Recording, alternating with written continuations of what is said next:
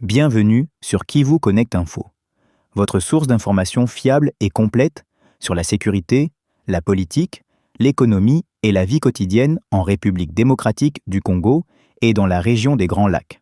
Aujourd'hui, le 19 mars 2026, le pays a été confronté à des événements importants, notamment des affrontements intenses dans l'Est, des changements politiques, des opérations de sécurité et des actions d'assistance aux populations affectées. Dans ce résumé détaillé, nous vous présentons toutes les nouvelles clés de la journée pour que vous ayez une vision complète de la situation. Les combats ont repris autour de Goma, impliquant les forces de la FARDC et les rebelles du M23, causant inquiétude parmi les habitants. Les autorités militaires appellent les civils à la prudence et à éviter les zones à risque. Dans la région de Kabunambo, les forces armées ont sécurisé des positions stratégiques, renforçant ainsi le contrôle du territoire et la sécurité locale. À Walikale, le M23 a intensifié la pression sur les positions de l'AFC et sur certaines communautés. Mais les forces locales continuent de se mobiliser pour protéger les civils et maintenir l'ordre.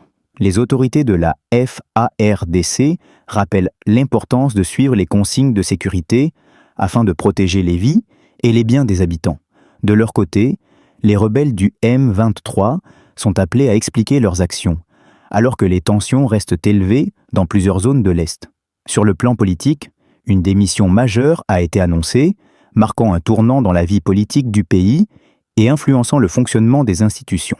Le président Félix Tshisekedi a délivré un message appelant les leaders à faire preuve de courage, de coopération et à œuvrer pour la paix tout en combattant les actes de trahison.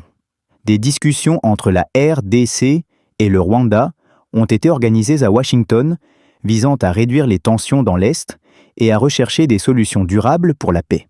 Pendant ce temps, les affrontements ont des répercussions sur le commerce, les transports et les prix des biens essentiels, affectant la vie quotidienne des populations.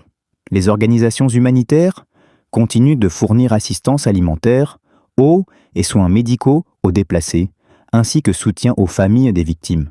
Les conditions climatiques dans l'Est, notamment les pluies, aggravent la situation pour les communautés rurales et urbaines. Les habitants sont appelés à rester prudents et à respecter les consignes de sécurité pour éviter tout danger.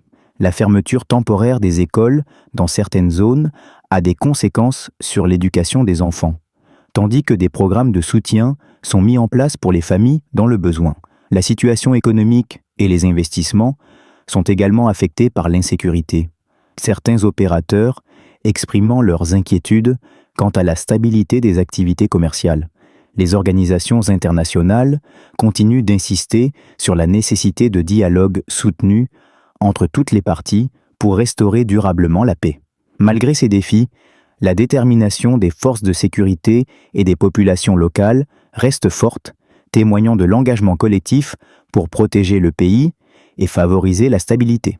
Nous espérons que ce résumé des actualités du 19 mars 2026 vous a permis de mieux comprendre la situation en RDC. Continuez à suivre des informations fiables et pertinentes sur Qui vous connecte info, où nous vous présentons des nouvelles clés sur la sécurité, la politique, l'économie et la vie quotidienne.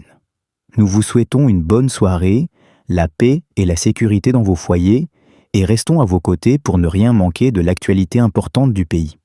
Bienvenue et merci de rester connecté sur Qui vous connecte info.